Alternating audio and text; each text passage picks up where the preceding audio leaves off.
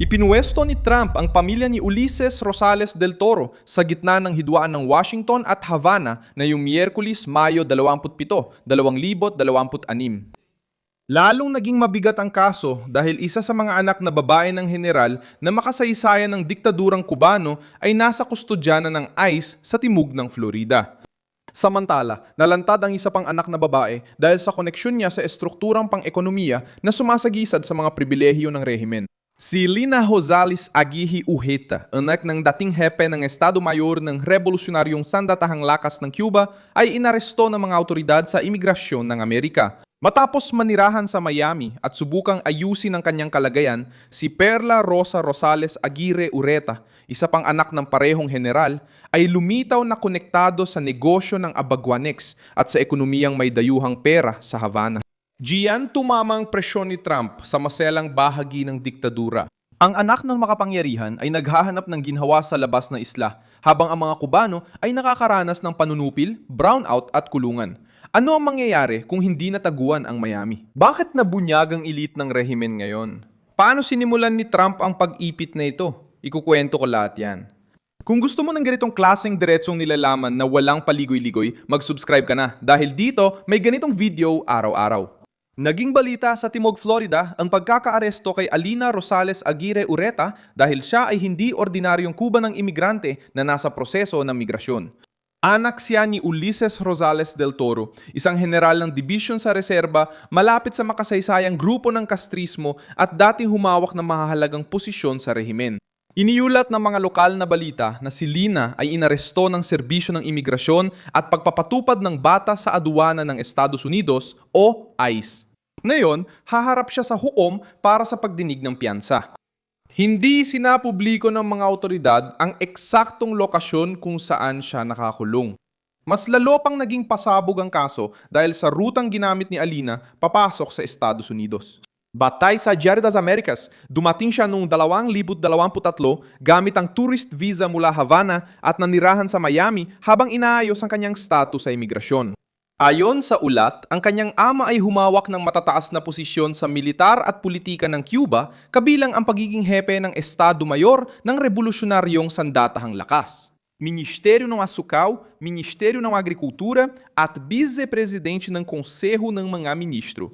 Simple lang ang lohika ng politika dito. Sina Trump at Marco Rubio ay tumutok sa pribilehiyo ng elitang Kubano na nagpapakilalang revolusyonaryo sa Havana. Ang hanap nila ay proteksyon, pera at maginhawang buhay. Sa Estados Unidos, ang rehimen ay humihingi ng sakripisyo mula sa mga tao, pero ang sarili nilang mga kamag-anak ay naghahanap ng katatagan sa teritoryo ng Amerika. Ito ang kontradiksyon na sumasabog ngayon. Nasa kustodya ng imigrasyon ang anak ng general ng diktadura, kasabay ng pinalawak na investigasyon ng Washington sa mga network na impluensya ng Havana.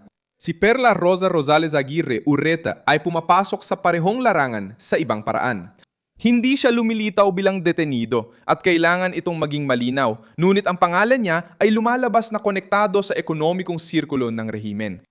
Itinala ng Diario de Cuba na si Perla ay inilagay mula 2004 hanggang 2017 sa estrukturang pangnegosyo at ari-arian na konektado sa turistang sirkulo ng Lumang Havana na may direktang akses sa ekonomiya. Inilarawan ng Marte Noticias si Perla bilang empleyadong may akses sa ari-arian at turismo habang ipinagtatanggol pa rin niya ang sistema sa publiko. Diyan na nagiging problema sa rehimen ang dalawang anak na babae. Si Alina ay sumisimbolo sa elite na nag-a-adjust sa buhay Amerikano matapos magmula sa isang makapangyarihang pamilya sa Cuba. Si Perla ay sumisimbolo sa elite na nananatiling konektado sa pera na kontrolado ng estrukturang Estado at militar sa loob ng isla.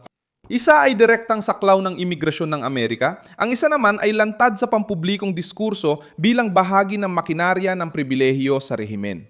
Hindi kailangang hulihin ni Trump ang dalawa. Para mawasak ang proteksyon ng dalawa, sapat nang itampok ang mga bagay na dati tinatago ng apelido, katahimikan at distansya. Ang general na si Ulises Rosales del Toro ay hindi maliit na figura sa loob ng kwentong ito.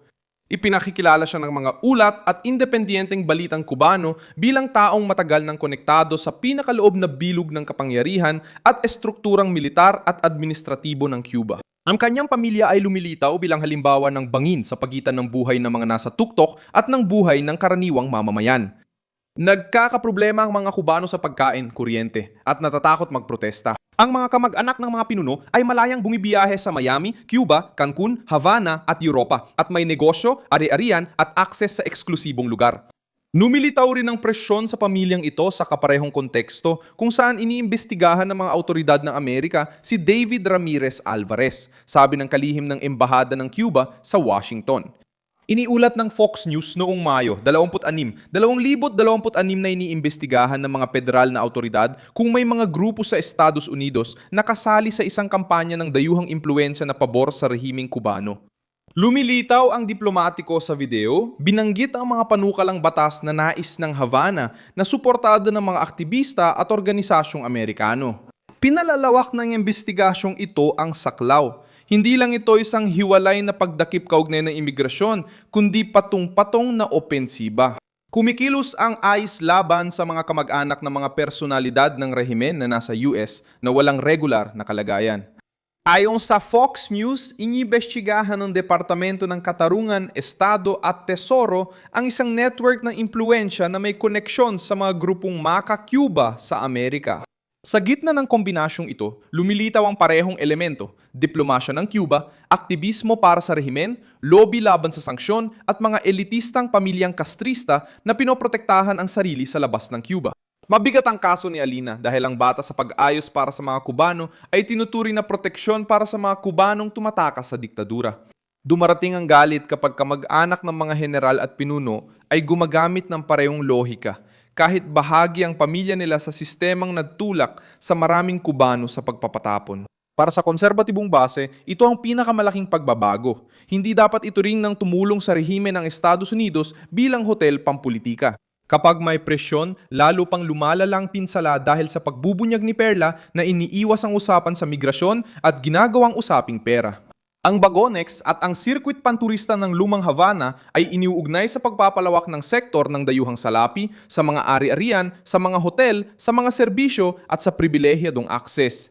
Kapag lumitaw ang anak ng general sa ganitong sitwasyon, hindi na lang ito tungkol sa visa, paninirahan o pagdinig sa piyansa, kundi usapin na rin ang pamana ng kapangyarihan ng pamilyang nakinabang sa estruktura. Hindi ito ma-access ng mga Cuban at malaki rin ang epekto sa politika sa Miami.